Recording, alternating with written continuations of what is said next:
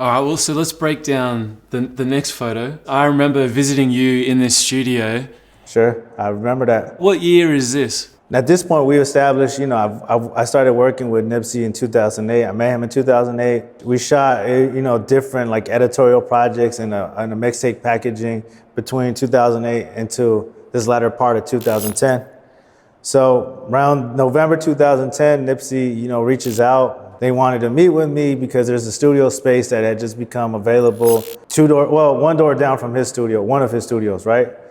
And so he said, maybe this is a space that we can share. And I said, okay, this sounds interesting because I lived at my parents' house at the time, so I would love to have a studio space where I can work and, bring clients through and just, really get my creative juices flowing. I met with Nipsey at his studio, which was, on Wilshire and Alvarado. We had a conversation about a couple of different things, but specifically the fact that he was leaving Epic Records, which was his record label at the time, and he was going to go indie again, and that one of the elements that he wanted to control, in this next phase of his career, was his visual branding and the visual language that was being used to communicate, who he was as an artist and as a human being.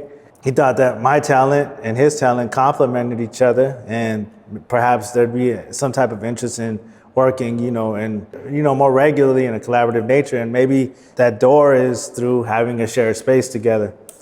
Having already been a fan of his music and of, admiring him as a person, for me, it was, an easy call, to jump in fully. This image that you're seeing now was probably shot within that same month. So now he's probably like about 80% done with the marathon mixtape, and he's still recording records, still fine-tuning certain things. We had already started shooting, virtually from the day that we said, like, let's lock in.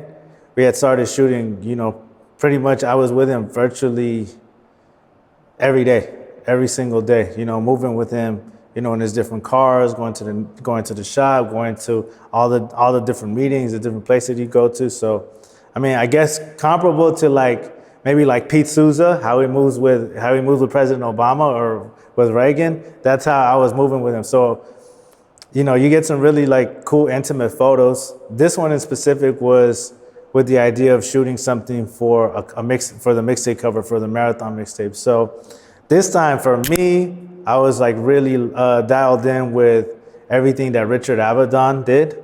For those who are familiar with Richard Avedon or may not be, his style was really nice, tight, close-up portraits, on a medium format camera, like a Rolleiflex, and then a white seamless and, some, soft light, to light the subject's face or just available light, really, if you're shooting in a space that has light that spills in, not too harsh.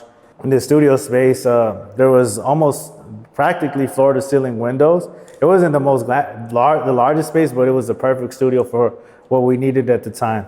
Nipsey is seated on my Pelican case, camera case. That was the seat. It's not an Apple box or, a stool. He's sitting on the Pelican case. I have my Yashica 124 6x6 medium format camera set up with black and white film with a close-up kit, added to the lens. And yeah, we shot several different images. That's the image that was produced from there. I love it because it has that nice contrast on the right side. Well, if you're looking at it on the left side of his face and on the right, you have that nice spilling of the light. It's not perfectly lit, but it actually ended up translating really well that it had that contrast on one side of his face and the other side more lit. Because when I ended up applying his lyrics over his face, that everybody knows as a final product of the marathon mixtape, I think it just helped, give some dynamic range to the look of the graphic. And was the initial game plan to shoot black and white from the beginning, and also explain why you shot on film as well? Sure. So the initial plan was to shoot on black and white because Nipsey, was always came with great ideas, and my responsibility was helping execute those ideas and bringing some of my sauce to it. So, and this one in specific, he showed me a black and white I'll send you the reference as well. A black and white image of Andy Warhol with text overlaid on him, and he said, "I like what that looks like." Not specifically like, hey, let's do this exact, but I like what that looks like, hinting like, let's try this as an option. Because, you know, initial ideas sometimes make it and then veer off into another direction because that initial concept didn't translate.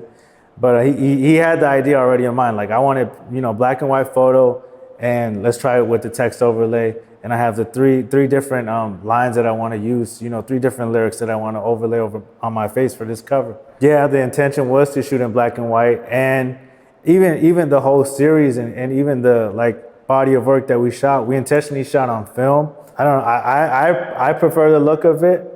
1, 2, a lot of my contemporaries at the time were shooting heavily digital. Now I know it's kind of come back into the scene where it's like a novelty of sort, or more people starting to shoot film again, which is a good thing. Fortunately, there's not that much film stock available.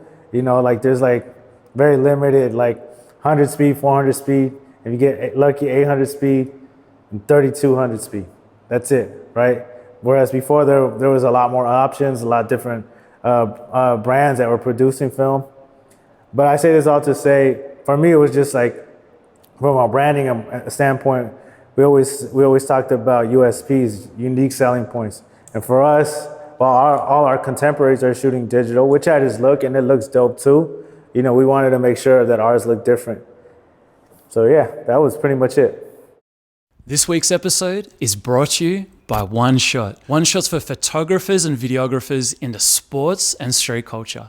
So if this sounds like you, it's time you checked out the online community. The One Shot online community features regular challenges, networking opportunities, giveaways, online education from myself to help you frame your dream. And guess what? It's free. So you can be located anywhere in the world and you can join this community. All you got to do is click the link in the description below and I'll catch you in there. All right, well, let's jump into the next photo because I'm excited to hear the background story on this one. Okay, so this next image, so now we've already established that the marathon cover was shot on Wilshire, Alvarado, right? That was the first studio where Nip and I worked at. We ended up moving studios from Wilshire, Alvarado, which is kind of like in the outskirts of downtown LA, to now to the center of downtown LA and downtown off of 7th and Olive. We had a studio there. Nipsey, you know, had built out, you know, a compound of sorts, you know, to record and also to conduct business and read and meditate and, you know, do all the amazing things that Nipsey did, you know, like that was unique and different to him. And so at this time, this is 2013. Most people know this milestone in particular of Nipsey's. This is when he dropped the infamous $100 mixtape, the Crenshaw mixtape, limited edition, 1,000 CD run, and 100 of those CDs, you know, on the release date were purchased by Jay-Z. This was, you know, a unique moment in Nipsey's career, and just as a team, a lot of the team had, you know, their reservations, to be honest. And I'm not going to sit here and lie. I don't think anyone else on our team would sit here and lie and say that, oh, we knew a $100 mixtape was just going to fly off the shelves. Did we know that the content in the music was of that value? Of course, we thought it was valued at even more than that, you know, but the truth is the era that we were, you know, releasing music in, and at that time in 2013, people were were listening to music for free, right? Or, you know, at a fraction of $100, you know, at a fraction of the price if they had a subscription with any of the streaming platforms. This time in specific, actually, a lot of the mixtapes were free on that PIF. You know, you just had to like sign up and free account and you get the music for free. So Nipsey, you know, was bold. He read a book called Contagious. And when reading that book, he read a story in specific about a restaurant in Philadelphia that was selling a $100 Philly cheesesteak sandwich. And so when he read that specific section of that Contagious book, that sparked his idea to do $100, you know, to do a $100 mixtape. This image in particular is, okay, now he's sold through his you know, throughout 1,000 copies, and now he's signing them in his studio. So it's kind of cool because you kind of, again, you get visual cues within the image that give you kind of like the era. So we just talked about the Marathon mixtape in 2010, and now you're seeing it in the background, the final product, you know, sitting on his wall. You're still seeing all of like the game plans on his dry eraser boards that he has now for the future. And now he's signing his mixtape covers, his mixtapes. So he would sign and number them, and then we would ship them out. And so a lot of people have referenced this particular release as like an early concept, proof of concept to an NFT, right? Because you're purchasing something, right, at a premium price, and it has utility as well, because anyone who purchased this Crenshaw mixtape got access to a private show. And only the people that had purchased this $100 Proud to Pay mixtape had access to the private show. So some people have even credited him giving hints or putting the breadcrumbs towards the NFT idea of buying, something that's either intangible or tangible, or intangible, right, or tangible, and getting some type of utility, some type of experience through it. So I think that's pretty dope. I mentioned the concept, but Proud to Pay. So that was pretty much the brand behind the idea of, selling premium price products with some type of utility attached to it. And so were these photographs being used for a particular series, or this was just general documentation? General documentation. I mean, I would say from 2010 to 2015, my camera didn't stop. I was with him all the time. I think where it took a bit of a turn, it was because my time was split, was when, I became Nipsey's tour manager. Then I was very conflicted, because now the fly on the wall photography that we have been covering for half a decade, now my attention was split between handling, logistics and administrative matters for his touring, and also trying to cover the photography. And, I try to juggle them both as best as I could. But I think like around 2017, 2018, it was when I was fully immersed in doing tour management for him. And another videographer and photographer came on board, which is Norby.